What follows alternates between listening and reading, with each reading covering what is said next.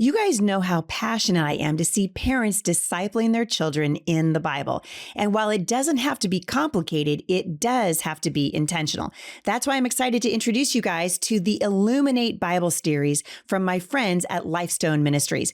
This is a Bible curriculum that's designed to grow with your child from first grade all the way through high school. So whether your child is just starting to read or asking deeper questions about faith and culture, Illuminate meets them right where they are and helps them build a lasting relationship with Jesus. Each week, you'll walk through a simple 5-step approach. You'll look at a Bible story, check out the context around it, see how it connects to the rest of Scripture, study the theology behind it, and find out what it means for real life. It's designed for families, so you don't need 5 different books for 5 different kids. You can go through it together using workbooks tailored to the ages of your kids. So if you've been looking for a way to disciple your kids without adding more stress to your day, this is it. For more information, visit lifestoneministries.com/Heidi to learn more about this amazing homeschooling tool. Welcome back to the Heidi St. John podcast. Today's episode is titled Faith Under Fire, and it could not be more timely. Just a few days ago, the Superior General of the Via Christi Society in Nigeria spoke about how he can no longer travel safely to his own village because of escalating insecurity and attacks on Christians in his diocese. And the reality of this reminds us that the things that we're hearing on the news are not just anecdotal stories. These are happening in real life. Real people are dying. Christians are being persecuted all around the world, but particularly in Nigeria. My guest today is Judd Saul. He is an award-winning filmmaker. He's a missionary and the founder of Equipping the Persecuted. This is a ministry that provides direct aid, training, and support for Christians under attack in Nigeria and beyond. He has produced groundbreaking documentaries that expose the cultural lies and corruption that we are seeing right now play out in real time while pointing audiences back to biblical truth. Judd has years of firsthand experience in some of the hardest places that Christians live out their faith, and he has a powerful message for us today. That is that Christians cannot afford to dilute the gospel and that we must engage politically if we're going to see answers to the problems that we're facing. God's people are called to every sphere of influence, and this includes politics. And we got to wake up, you guys. We got to stand boldly so that we can pass the faith on to our children with courage and clarity. There's never been a more important conversation to have at the podcast than this one. I can't wait for you guys to hear it. This is the Heidi St. John podcast. Stick around. I think you're going to be encouraged.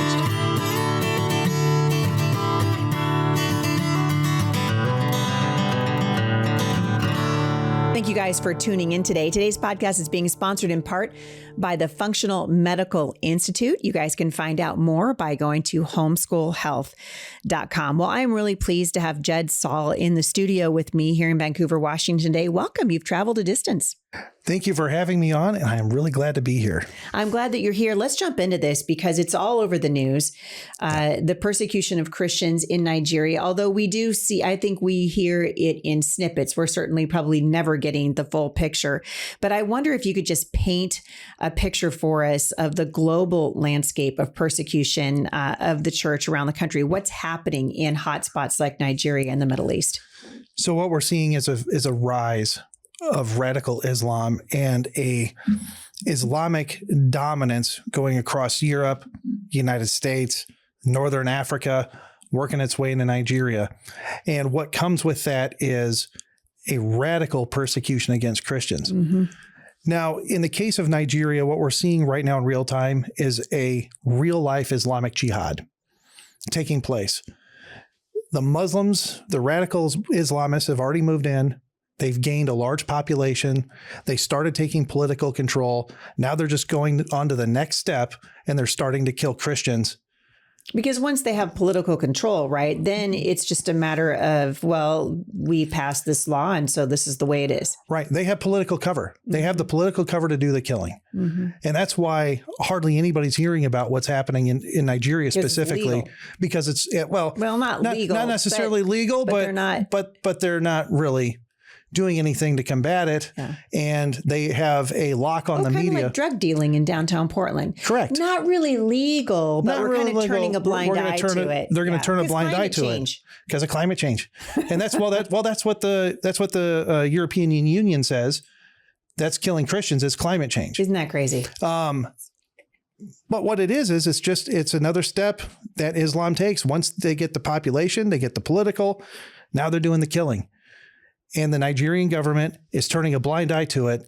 And unless it's more than 100 people, they're not going to hold a press conference and tell people and let you know that this is going on.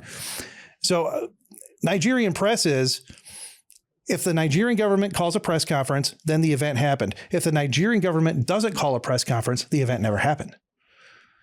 That's why hardly anybody's hearing about it. And let's say the Nigerian government does hold a press conference. Let's say, like happened in June, 280 Christians were killed. Nigerian government will say 100 Christians were killed, and they'll go to Al Jazeera to write the article. And that's what hits the mainstream media. It's like going to the New York Times. It's like going to the New York Times. So you're getting a very watered down, inaccurate version of what's happening. What did happen to those Christians? So on June, Father's Day, we call it the Father's Day Massacre in Yellow in Benue State, Nigeria, where 280 Christians were killed. Half of them were burned alive. Did they go to a church? Well, How do you round up 280 Christians and burn them alive? They surrounded the area shooting guns and funneled people into buildings. Like shooting fish in a barrel. Funneled people into buildings and started pouring gasoline on them and set them on fire. And then the people that were trying to escape were either shot or macheted to death. And we're talking women and children. Women, as well. children, elderly, men. It doesn't matter. It doesn't matter. When the Fulani Islamists come and attack, they usually kill the people that can't run fastest, and that's the elderly and the children. This is what happened at the October massacre of the Jews, right? Except what happened in the October massacre with the Jews, this goes on a weekly basis in Nigeria. It may not be 1,000 people at a time, but it's the 20, the 30, the 50, it's the same the spirit. 70, the same spirit, the same ideology. Killing Christians is the same ideology that killed the Jews in October Hamas. in Israel. It's Hamas. It's ISIS. It's Hamas. It's ISIS. They all have one ideology, and that's eliminate anything that's in our path, eliminate any religion that we disagree with that's in our path. So Christians who believe that the Islamists that are flooding into the United States right now, taking advantage of the generosity of the American people, taking advantage of our so-called tolerance, right? Because we put up with an awful lot. Correct. Because we don't want to hurt anyone's feelings, and we're a melting pot, Judd. Did they want to assimilate into American culture? No, they don't want to assimilate into American culture. They want to destabilize it and turn it into their own caliphate where they can practice Sharia law. They have no care about what we believe about how this nation was founded. They just see it as another opportunity to conquer and look at these stupid infidels, these stupid Americans letting us in because they know exactly what they're doing. Now, the same thing happened in Nigeria. Heidi, I want to explain to your audience how this works. Okay. I want to walk you through how this works. And this is the testimony I get from every village that's been attacked, from survivors that we have helped. They say the same thing in every attack. Our Muslim neighbors moved in. We did business with them. They were our neighbors. We dined together. Our kids played together until the one day. Until the one day they decided to mobilize and turn on us and kill us. These are next door neighbors. Our kids played together. They went to school together. You know, it's interesting. I am homeschooling the youngest of our 7 now, and she's a sophomore this year. And I just started reading a couple of days ago a book that I read to all of my older children by Don Richardson called Peace Child. And Peace Child chronicles the story of the Sawi tribe, and their greatest ideal was treachery. So the second chapter of this book is called Fattened with Friendship. And it tells the story of this young Indian man who goes to this tribe, and they befriend him. They start to trade with him. He thinks, I've got their friendship. And they eventually lure him into the longhouse where they murder him and cannibalize him. They eat the man. Like, for real. I mean, I just read this. Honestly, Judd, I just read this morning. I read that book like several times. And the reason that, I was talking to my daughter about it this morning, I said, evil, this is the face of evil. Right. And this is the face of the Islamic Revolutionary Guard. It is the face of the Islamists who are taking over in Dearborn, Michigan right now. It is the face of the radical Islamists and the Muslim who is running for a mayor in New York City right now. We better wake up. We better wake up, because their highest ambition is to take over, exactly what you said. And part of that is exactly what happened in the Sawi Indian tribe in Peace Child. It's treachery. People have to look at history. Okay. People might call us crazy or radical because we're saying these things. We're conspiracy theorists that, we're just full of it. Well, fortunately for us, we could look back to 640 AD when Islam was started and how it conquered every country it touched since 640 AD. They have a model. They have a method. They tell you what they're going to do. Yeah, when they tell you what they're going to do, you should believe them. Yeah, they tell you exactly what they're going to do. And they're doing it in the United States. And they're saying exactly what they want to do. And we're just like, oh, they're just peaceful. They're just peaceful. They're kind. They just want to set up a little corner store. Yeah. Leave them alone. Yeah. But what they don't realize is that every time they build a mosque in your city, in your neighborhood, building of a mosque is not the same to us as building a church. We build a church, so we have a building where we can gather and worship the Lord Jesus Christ. They view when they build a mosque, it is a sign of dominance, and we have conquered territory. Yeah. It's a sign of conquering. It's not building a church. It is like building their castle and saying, this land around this mosque belongs to us, and the land around it is going to be all of ours soon. That's what they're doing in Canada. That's what they're doing in Canada. That's what they're doing in Europe. It's what they're doing in Europe. It's terrifying. And we have Christian churches in Canada, even in the United States and in Europe. Christian churches, once Christian churches built by men and women of God that are now being turned into mosques. It's amazing. And you're saying that the way that this terrible hostile takeover of Nigeria happened to the peaceful people there, right? Many of them Christians. Nigeria was majority Christian nation. Thank God to the missionaries and the ones that came in the 1800s and the early 1900s that brought the gospel. Nigeria was at one point majority Christian nation. Now it's 50-50. What happened? Islam came in and conquered territory after territory after territory. And they got involved in politics. And they got involved in politics. And they started getting a population, gain political control. Now you're laying cover to kill the Christians. People better wake up. Rashida Tlaib, all these crazy people who are in our Congress now and running for mayor. And with with the missionaries that brought the gospel, thank God and bless them for doing it. They did bring some bad theology, which was a passive Christianity. Which said, stay out of politics. It's sinful. Okay, so let's just common sense. Okay, if the Lord Jesus is Lord of all of my life, everything I do, well, that includes my politics. Yes. But for some reason, this terrible theology of pietism is responsible for neutralizing Christians and letting evil take hold where it doesn't belong. Crazy. And so part of our job, and one of the things we do as a mission, is we do work with pastors. We train them to get involved politically. And we've had pastors crying and hugging us saying, we knew something was wrong. We knew we needed to be engaged, but we were always told it was a sin. I was like, well, that's not in the Bible. It's not in the Bible. It's not in the Bible. In fact, direct opposite. And that's one of the ways we're trying to combat this. But it's Christians need to wake up and get involved and get engaged. Yeah, I agree. Why are we not hearing more in the United States about what's happening in Nigeria? Well, part of the main reason is in Nigeria, like I said, if they don't hold a press conference, the event never happened. And if it does happen, when it does get to the United States, it's watered down by Al Jazeera. I've gone and looked back at every major mainstream media release that talked about people being it's a tribal people being killed in Nigeria. They don't say Christians being killed. It's always written by Al Jazeera, and then that goes to the mainstream. So they make it sound like this is just tribal warfare. It's just tribal warfare. It's just tribal conflict. And it's not. It's not tribal conflict. It is one radical Islamist Fulani tribe that is dedicated and hell-bent on turning Nigeria into a Muslim caliphate, and they are conquering Nigeria. I call it death by 1,000 attacks.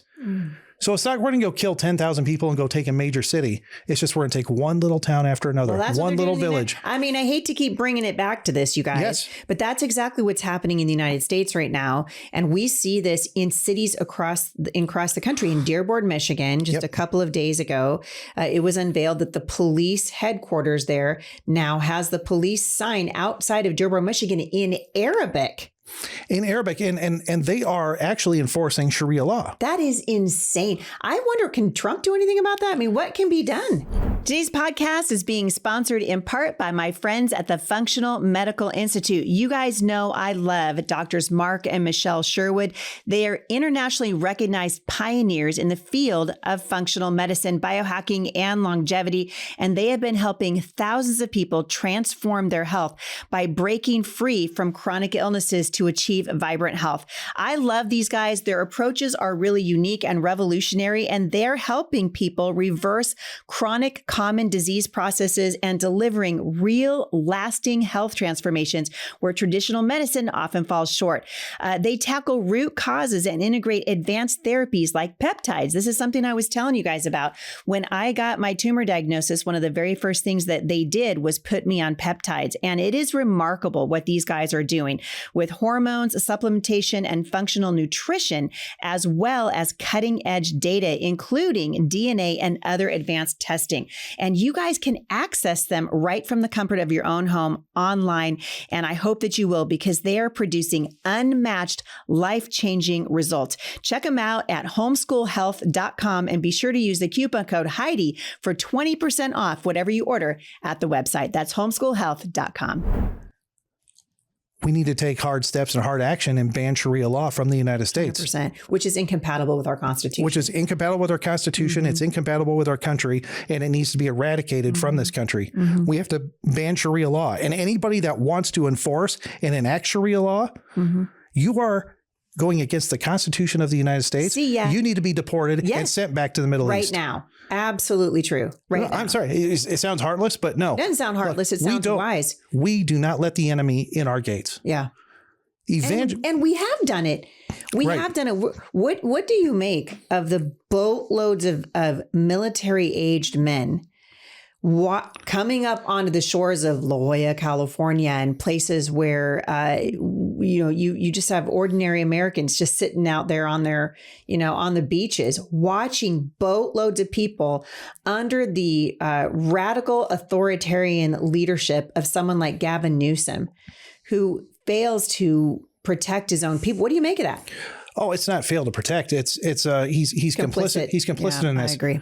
And like we've seen in Nigeria, there is always a marriage, you will, of the far left and radical Islam, because they have one thing in common: destroy Western civilization.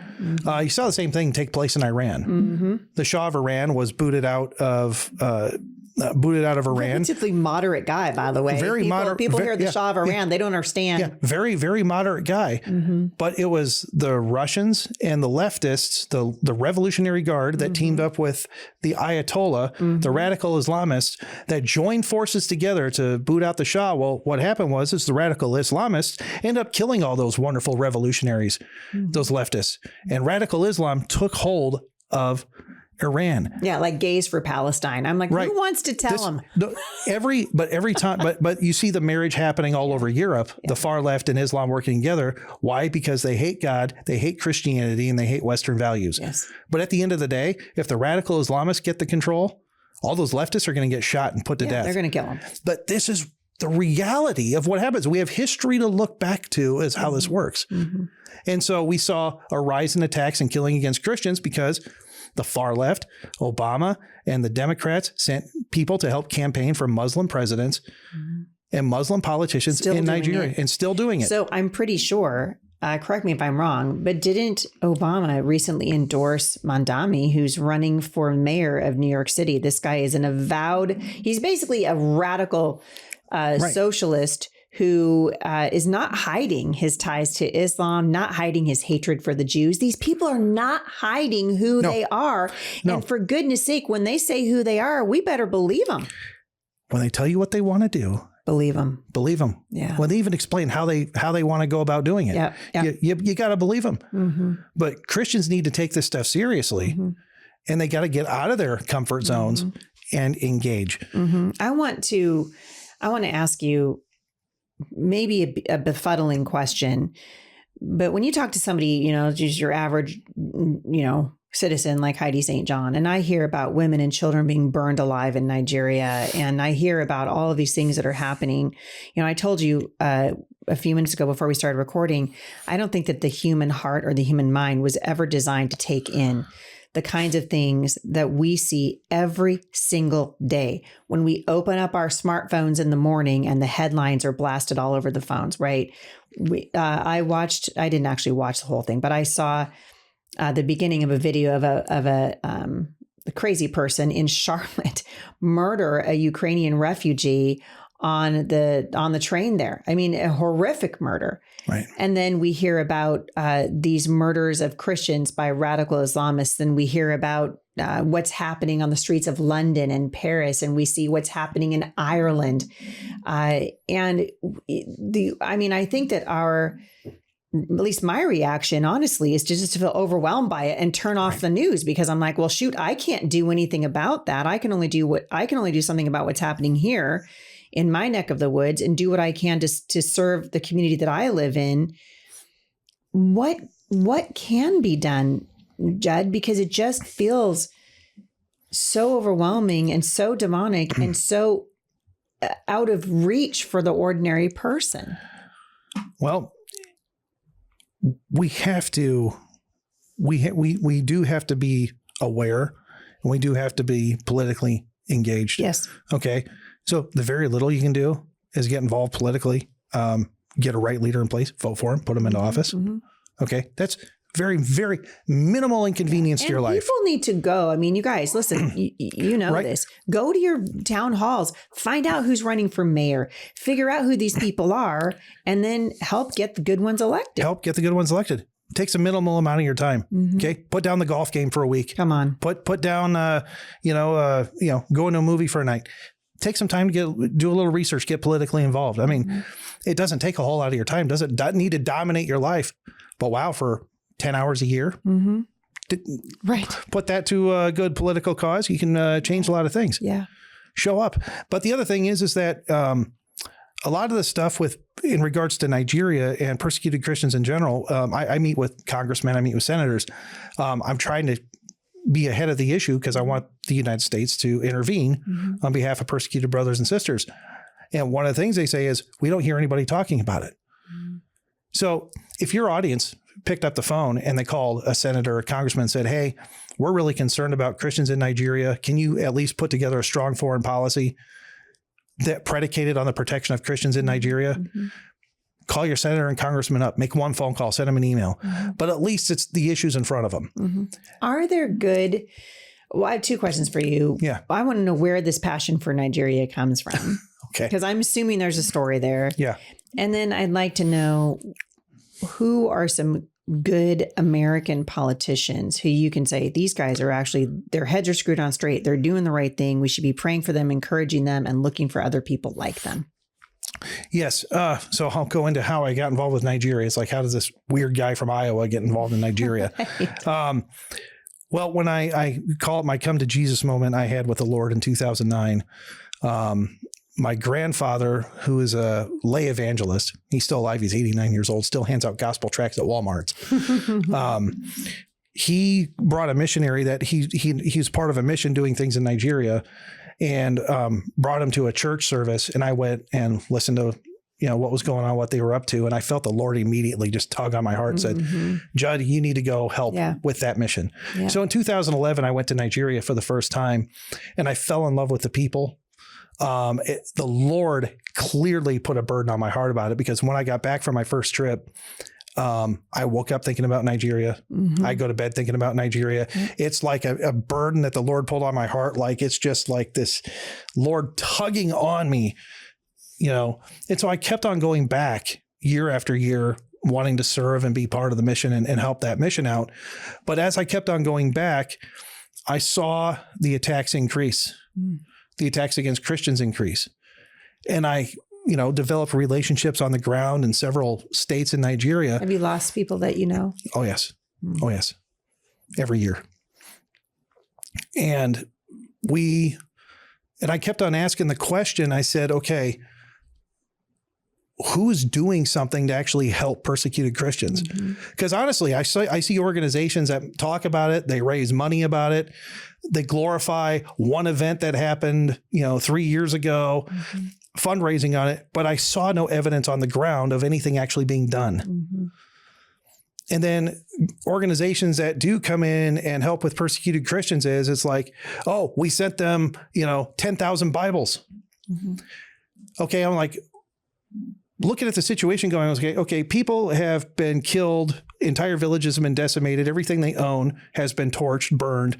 There's people living in garbage bag tents, essentially is what they're living in, garbage bag tents that are struggling just to eat and have medical care. And you said, be warm and be filled. And you say, be warm and be filled. Here's 10,000 Bibles. Yeah. I'm going, there's something different has to be done here. And so we created an organization, Equipping the Persecuted, that responds to attacks within 48 hours with food, medicine, and medical aid.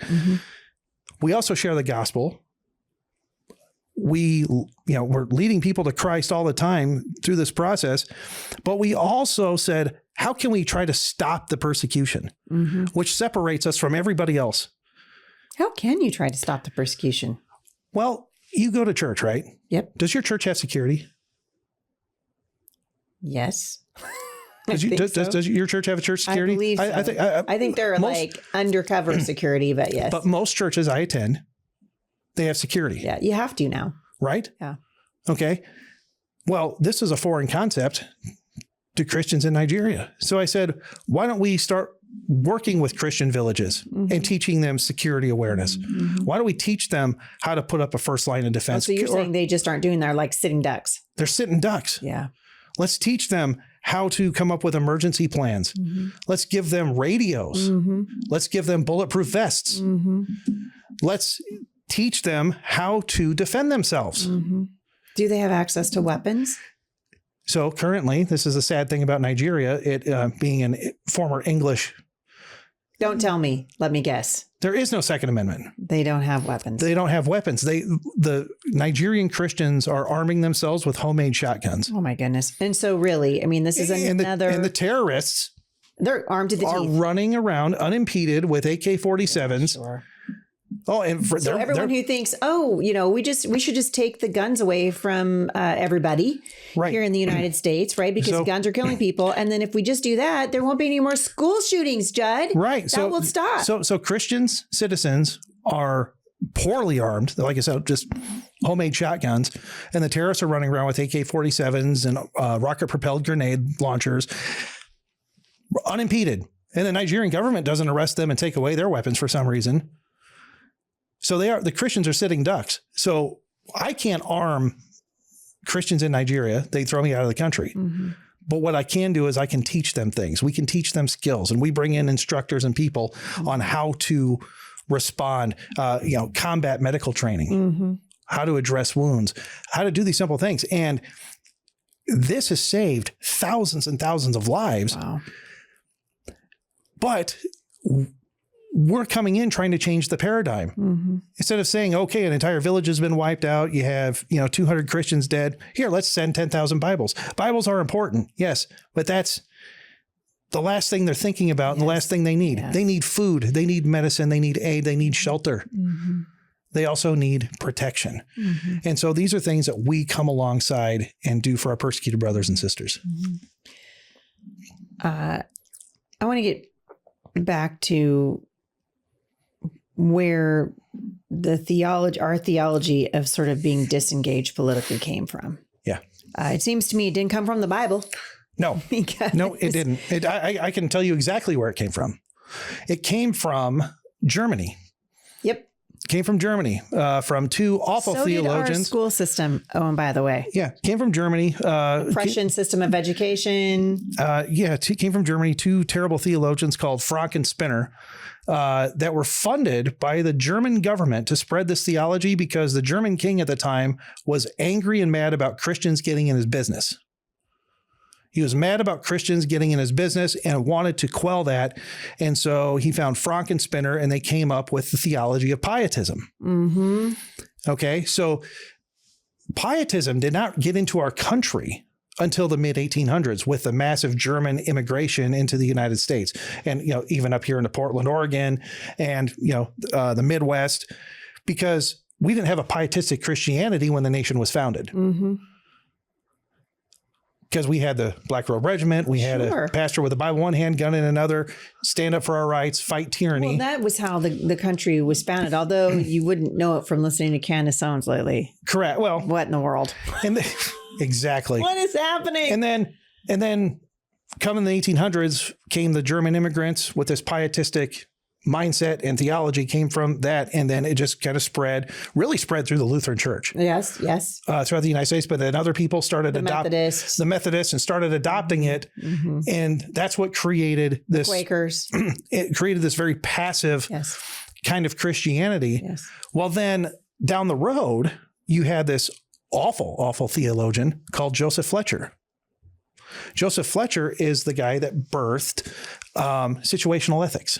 Get out of town. I did not know that. Joseph Fletcher was a theologian, Harvard Divinity School, came up with situational ethics. And situational ethics, the idea is whatever. Depends on the situation. No, whatever the situation is, you do the most loving thing. The kind thing, the most loving thing is what determines the outcome of any situation. Not what's true, not what's righteous, not what's... Is this what led to, do you think this is what led to our current political stance and even a lot of the stances in the church where we think truth is subjective? Yes, that is all birthed by Joseph Fletcher. Interesting. Okay, so you want to know the crazy thing is that Joseph Fletcher ended up leaving Christianity and became one of the heads of the Eugenics Society because that's the most loving thing to do. Well, this is what Margaret Sanger thought too. Exactly. They were of the same cloth. Yes. But Joseph Fletcher infected our theology in America specifically with situational ethics. And that is why we are where we are today. Wow. We have come so far in the United States away from our founding fathers. I mean, I'm watching what's happening in Canada right now, and just like Europe, Europe is going to cease to exist inside of 10 years. I don't think the new Europeans are all Muslim. Correct. From what I can see. And Canada is not very far behind them. You can think Justin Trudeau. And we haven't gone into this yet, is that Muslims are having 7-8 kids. 100%. Christians are having 1 to 2. 1 to 2. Yeah. Not enough to repopulate. And listen, not Heidi St. John. I did my part. Okay.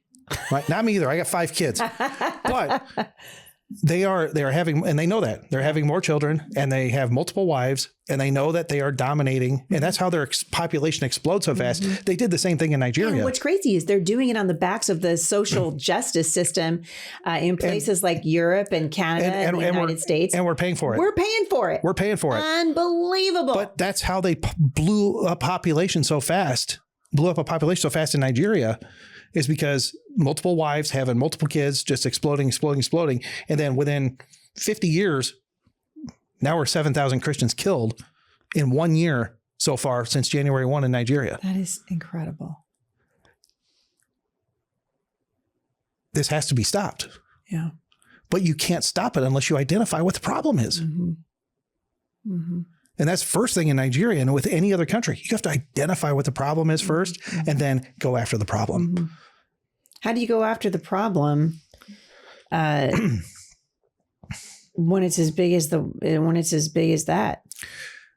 I believe the problem still can be stopped in Nigeria through willpower and Christians rising up, standing up for themselves and saying, no more. We're not going to allow our women and children to be killed anymore. We're going to not let you slaughter our villages anymore. And they take a stand. Mm-hmm. And that's the only way you stop radical Islam is when you stand up against Well, it. they're basically schoolyard bullies. Right. And you don't get anywhere with a schoolyard bully by pacifism. You have to punch them back. I mean, you got to stand up against. You got to defend yourself. And and I believe. I mean, this is the left in this country. This is the I'm sorry, but it's the Democrat Party, and this. The lie of tolerance and pacifism that we've seen in the church, this sort of sloppy agape, this theological drift that has happened in the United States since our founding. Long gone is the black robe regimen, and there are very few pastors, frankly, like Pastor Jack Hibbs and other people, other men who, I told Pastor Jack last time I was with him, my husband and I had lunch with he and Lisa a couple of months ago. And I just told him, I said, dude, you're a unicorn among pastors. Because there just aren't very many who are willing to even boldly proclaim from the pulpit. You guys better get involved. And Christians we should want to be right in the policy shaping business. Politics shapes policy, and policy shapes the nation. Correct. And when Christians got out of the policy shaping business, evil filled the vacuum. And now we see evil all around the world advancing under the guise of Islam. And Islam says, we're a religion of peace. There is nothing peaceful about Islam. There is nothing. These guys, they're not interested in assimilating into our country any more than they were interested in assimilating into Nigeria, right? This is a take no prisoners worldview that says convert or die. Correct? Convert or die. And that's what they do to Christians in the villages. Sometimes they're not even that merciful. Sometimes they're not even that merciful. And they really, really like to torture and go after pastors and priests and torture them to try to get them to convert to Islam. They torture them until the very last minute, and then they kill them. That's Islam, the so-called religion of peace. It's shocking. When you look at the modern day church. Yeah.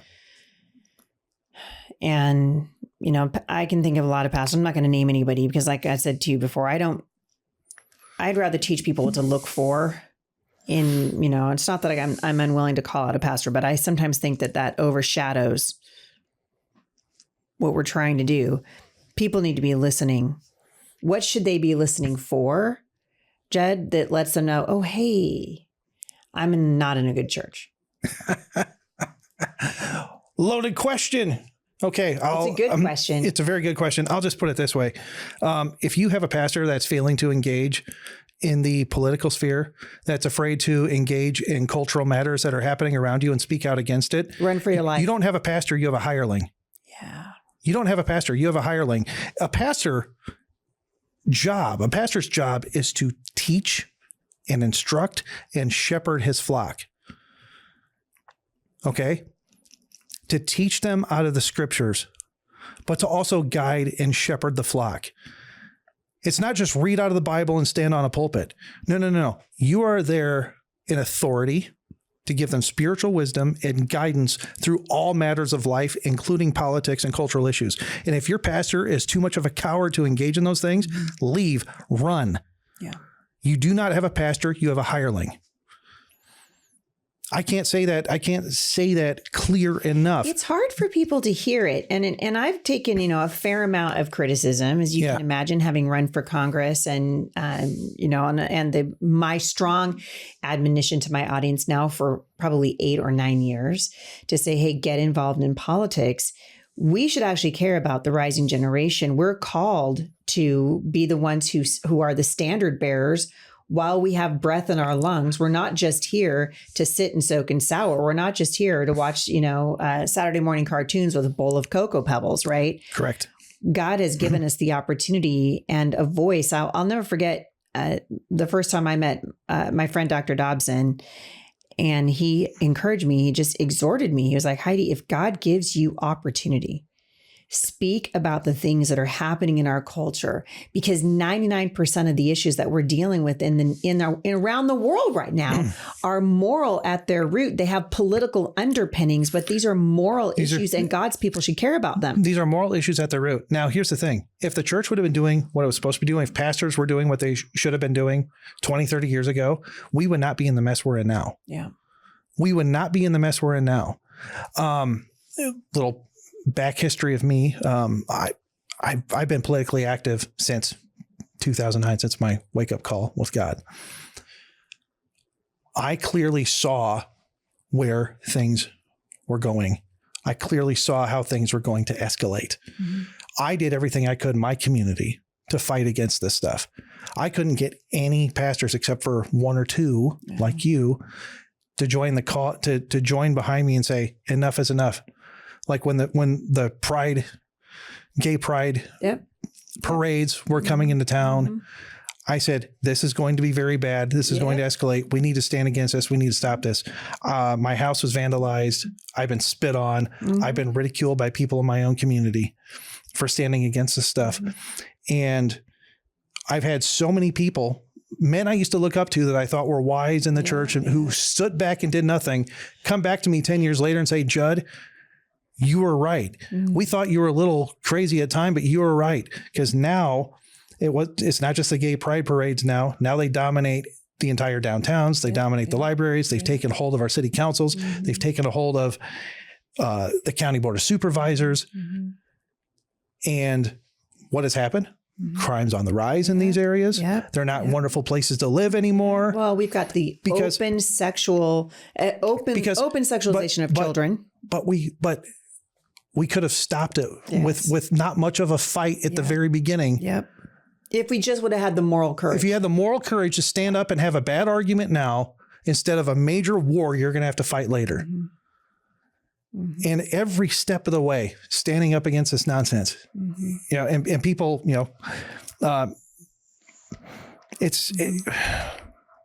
it just breaks my heart, because the Bible says when X happens, Y happens. When this happens, the next thing is this. When this occurs, this is going to occur. It's not rocket science.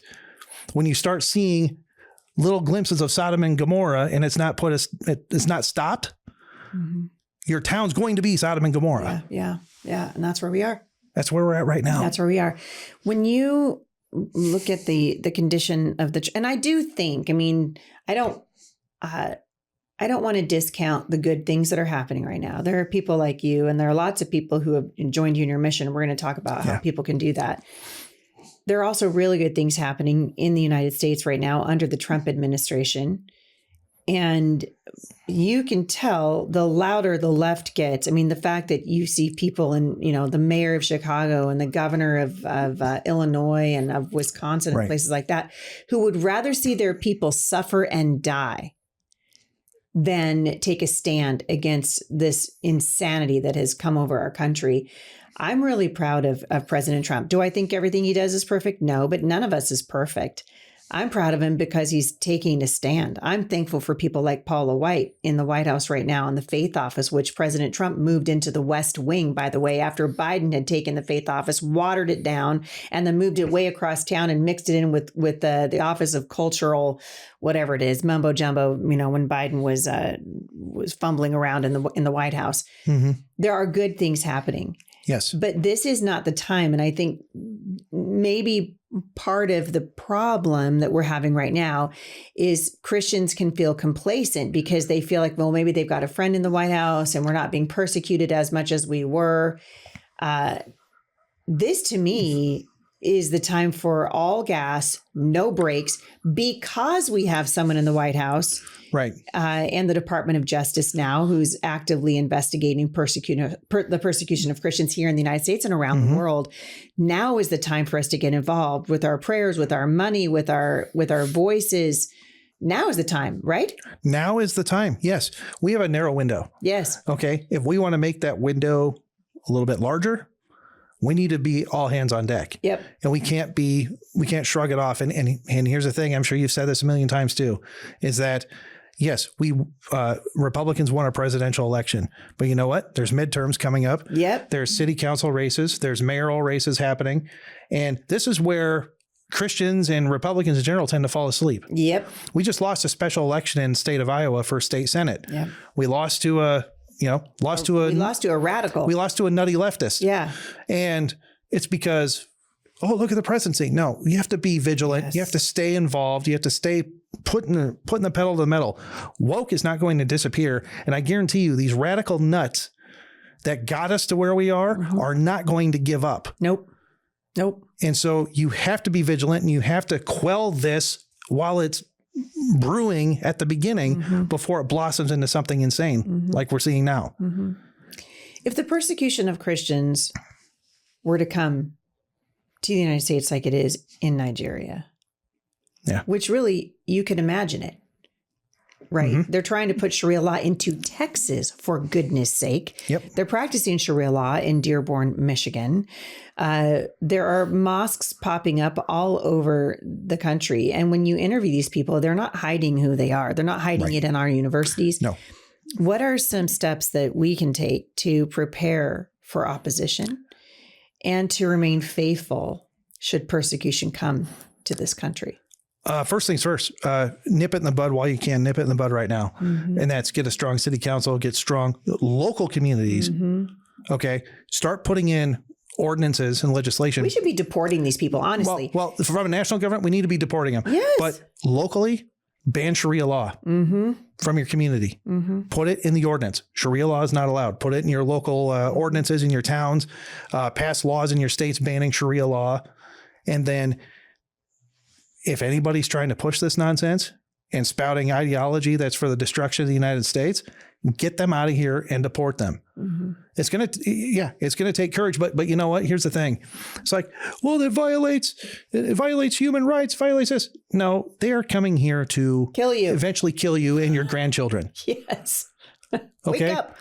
Like I said, going back to the Nigerian villages that have been massacred and that I deal with, they actually have a saying. The Fulani have a saying. They say, treat your enemy like a pet chicken. You feed it, take care of it, you pet it, you love it, and treat it right until it's time to chop off its head. Then I'm back to peace child. It's just like peace child, but the Fulani have a metaphor treating anybody that's against them like a pet chicken. It's crazy. They will smile, love you, pet you, feed you. Oh, you're the greatest person in the world. The next day, when the imam says it's go time, they will chop off your head. And that's what's happening to Nigerians. And the problem is Christians first got themselves into that by giving them that power, by allowing it for it to happen. And now they're at a point where they have a Muslim president, Muslim vice president that's turning a blind eye to this. Yeah. But there's still time to change. There's still time to do it. But what you're seeing right now is a real life jihad taking place before your eyes. It's crazy. It's wicked. It's evil. This is it's just evil. It's pure evil. You are obviously the founder of Equipping the Persecuted. And I know there are a lot of people listening to this today who are like, all right, what can I do to help? There are practical things, there are spiritual things. What are, before we started recording, you gave me 3 things that people can do. First one, obviously, is pray. Pray for our persecuted brothers and sisters. On average, 17 Christians are being killed a day. On average. More than that now because there's been 7,000 Christians killed this year alone. We need prayer. We need prayer for safety. We need prayer for protection and prayer for peace for these people that are enduring the worst of the worst. Second, call your congressman, call your senator, tell them to intervene on behalf of persecuted Christians in Nigeria. How do they do that? Is it foreign policy? Foreign policy. Just say, look, have an aggressive foreign policy predicated on the security of Christians in Nigeria. Have a very strong stance. Designate Nigeria back on the terror watch list. Country of particular concern. Yes. All right. That's a big thing. Country of particular concern. Okay. But now let's talk about how your audience can help directly help persecuted Christians is they can partner with our organization, equippingthepersecuted.org, 3 words, equippingthepersecuted.org. Become a monthly partner. We are there responding to attacks as quick as we can within 48 hours with food, medicine, and aid. People that have lost relatives, loved ones, everything they have had has been burned. They have nothing left but the clothes on their backs. And they're forced to live in a camp. But when I mean camp, it's here is a plot of land. Figure it out. They get no shelter. They get no aid from the UN. It's just rebuild life out of nothing. And currently, we have 3.5 million Christians that have been displaced from their homes because of these attacks. So we need all the help we can get. Food, medicine and aid. And then also we're working on helping these villages defend themselves. So we need all the help we can get. We're privately funded. I don't get any government grants because we're a Christian organization and we proclaim the gospel. So a lot of these big organizations don't like us because we proselytize. Mm-hmm. Mm-hmm. And all we're funded by is private donations. So your donation goes right to helping somebody on the ground. So equippingthepersecuted.org is where they can find you. And I imagine you're giving updates there too. Can they get on a mailing list? Is there? Yeah, you can sign up on our website, get on our mailing list, donate. And then we created another project called truthnigeria.com, where we have given Nigerians a voice to document and share what's actually happening on the ground. Wow. So we are giving regular updates every day, articles, documenting the attacks, eyewitness testimony, stories about what's going on every single day. Wow. Through truthnigeria.com. And these are our brothers and sisters in Christ. Yes. And we need to care about what's happening there, and we need to be vigilant here. Judd Saul, thank you for coming here today. And this is a heavy topic. And I think it needs to have more light shown on it. And certainly what's happening in the United States, we better wake up. Yes. I am increasingly concerned. I think we need a constitutional amendment. I think we need people to start waking up to the realities of Sharia law and the danger it poses to every civilization around the world that isn't Muslim, because that ultimately, that's what they want. So thank you for coming on the show. If people want to find you again, they go to equippingthepersecuted.org. And Heidi, I can't thank you enough for shedding light on this. You are a godsend. Thank you. You're very welcome. All right, you guys, that's it. This news from Nigeria is really showing us that the stakes are real. They're absolutely real in Nigeria, and they're very real here in the Western world as well. And God's people need to stand up. We need to have courage. Christians need to have courage. It's not optional for the Christian. All you got to do is read through God's word, and you will see that it has always been a requirement over and over and over again. The Bible instructs us, be strong and courageous. Do not be afraid because of them. The church has operated under fear for such a long time. And Judd has reminded me again today, the gospel is always worth standing for, even when it costs us. And God's people are losing their lives in places like Nigeria right now. So if you guys have been encouraged, I hope you'll share this episode with your church, with your pastor, with your friends. And I hope that you will pass on this ministry, equippingthepersecuted.org, equippingthepersecuted.org. And you guys remember this. You were born for this time in human history. You were literally born for this time.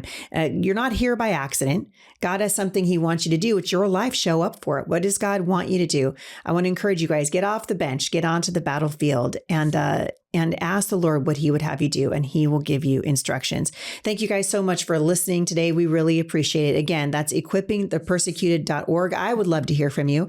If you've got a question that you want to submit to me, you can go to HeidiSt.John.com/Mailbox Monday. That's how you reach out to me. We'd love to hear from you. If you've got a question for the show, we're moving our questions, as you may have noticed, to Fridays. So that is the effort that we are making here to have the news be a little bit more timely, with regard to when I record the show. So instead of Mailbox Monday, we have now changed it to Fan Mail Friday, and we would love to hear from you and answer your questions. Again, you can go to HeidiSt.John.com/Mailbox Monday. We would love to hear from you guys. Thank you so much for listening. We really appreciate it. And I will see you right back here again at the intersection of faith and culture.